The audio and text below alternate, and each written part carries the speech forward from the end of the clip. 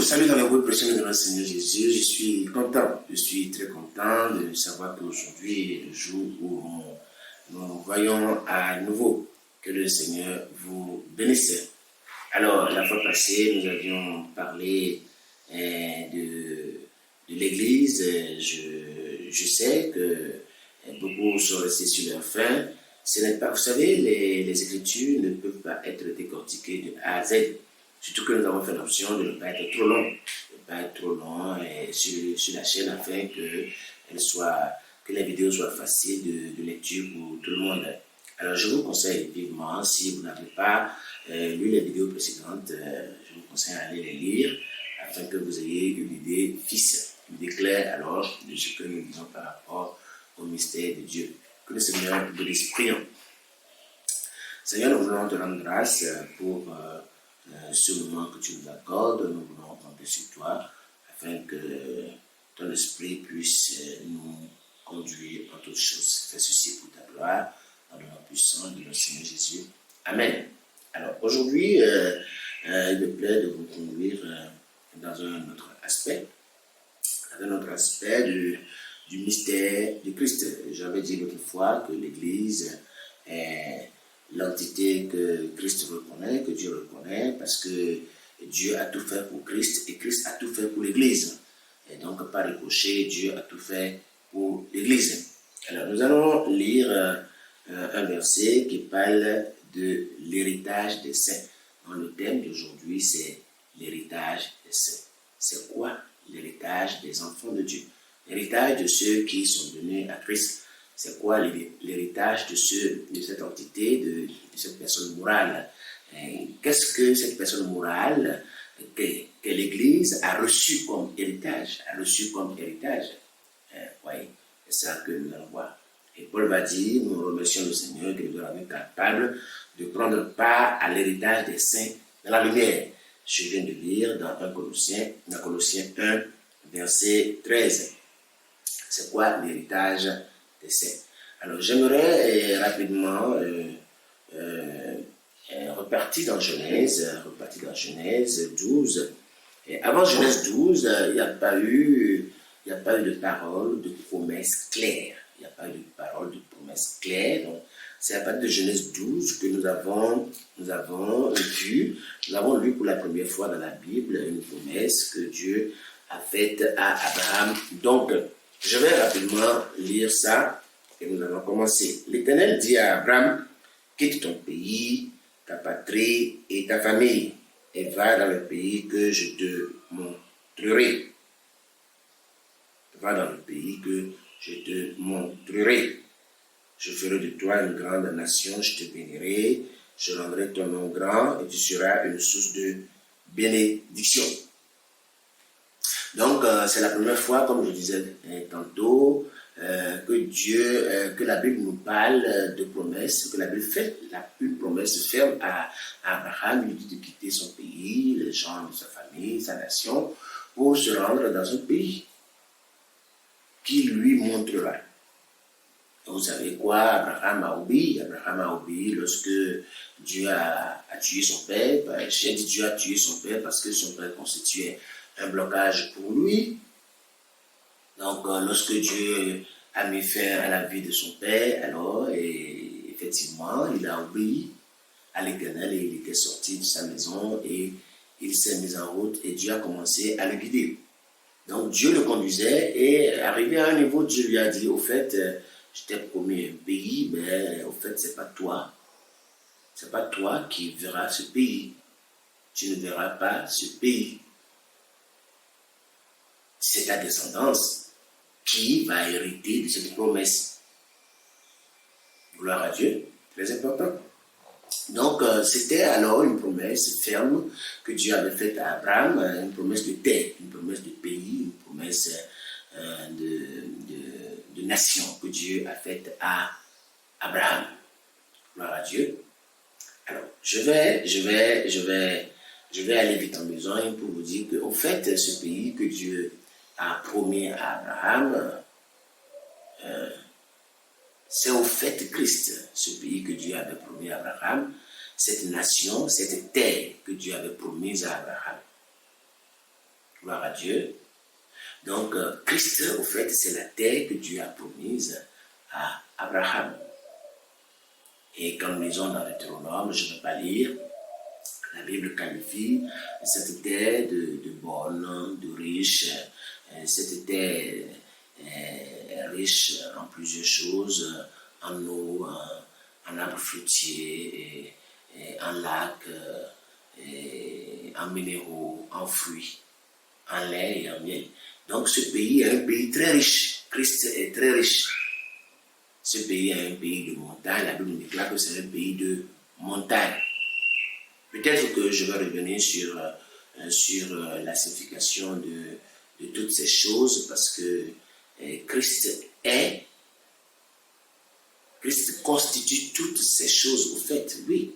Christ constitue toutes ces choses, il est le pays et il est aussi toutes les ressources, je vais dire, séparées de cette terre-là, de ce pays-là. Alors, je vais lire un verset biblique. Donc, la terre est la promesse que Dieu a faite à Abraham. Donc, cette terre, nous avons compris que c'est Christ. Abraham n'a pas vu la terre qui est Christ, mais sa descendance a vu Christ. Gloire à Dieu.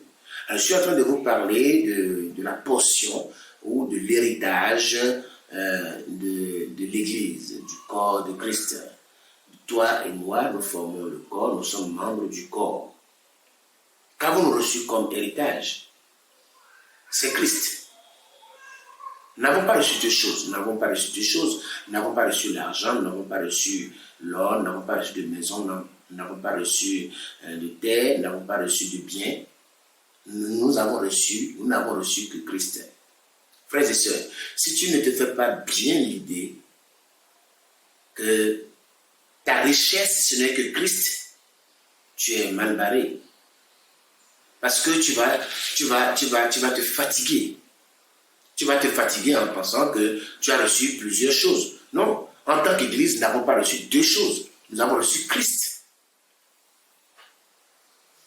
Quelqu'un va dire, Christ est ma richesse. Oui, Christ est notre richesse. Est-ce que tu as cette manière de voir Christ comme ta richesse? Parce que quand tu ne vas pas voir Christ comme ta richesse, tu vas appeler plusieurs autres choses richesse. Tu vas mettre tes valeurs sur plusieurs autres choses.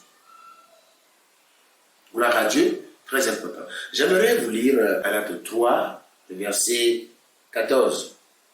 C'est ainsi qu'en Jésus-Christ, la bénédiction d'Abraham touche aussi les non-juifs et que nous recevons par la foi l'esprit qui avait été promis. Gloire à Dieu. Maintenant, je vais être un peu plus pratique. Dans Genèse 12, la terre que Dieu a promise à Abraham, c'est Christ. D'accord? Maintenant, Galate dit que la bénédiction d'Abraham, dont la promesse faite à Abraham, touche les non-juifs aussi. Et nous recevons par la foi l'esprit qui avait été promis. Donc, Christ, au fait, c'est l'Esprit de Dieu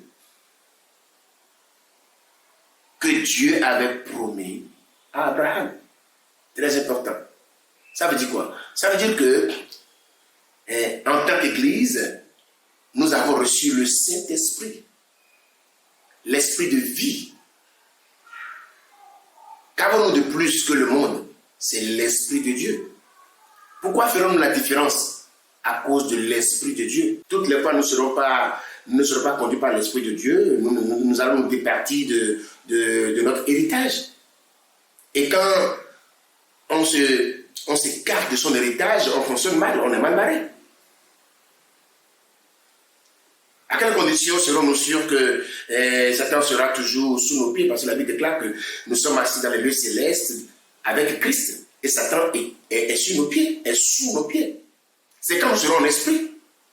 Quand est-ce que les jeunes vont faire le bon choix de leur mariage? C'est quand ils seront laissés à l'esprit. Quand est-ce que nous serons sûrs de choisir les écoles même qu'il faut à nos enfants? C'est quand nous serons en esprit. pour les choisir.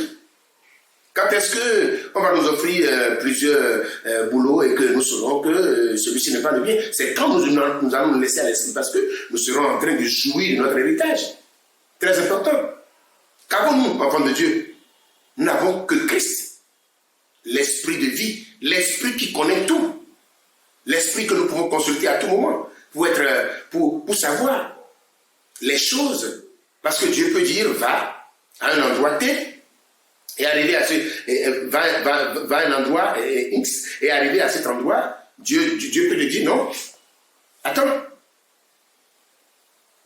J'en veux pour preuve l'expérience que Paul a faite. Dieu lui a dit, va. Il est allé. Arrivé là, Dieu lui a dit, actuellement, ma décision par rapport à ce que tu viens ici a changé. Mais tu repars ailleurs. Gloire à Dieu, très important. Enfant de Dieu, je t'exhorte à te laisser conduire par l'Esprit. Je vais revenir plus tard pour nous parler de comment nous pouvons nous laisser et nous devrions nous laisser conduire par l'Esprit. C'est en cela seulement que nous allons plaire au Seigneur. Quand nous serons en train de nous laisser par l'Esprit, que l'onction va couler, que l'huile d'olive va couler. L'olivier va dire, je ne peux pas alors laisser l'honneur que j'amène, que je donne à l'Éternel pour venir alors me pavaner, croyant que je suis roi des arbres. Gloire à Dieu, très important. Nous devons avoir le réflexe de nous laisser conduire par l'Esprit de Dieu. Nous devons avoir le réflexe. Les gens du monde ne connaissent pas l'Esprit de vie.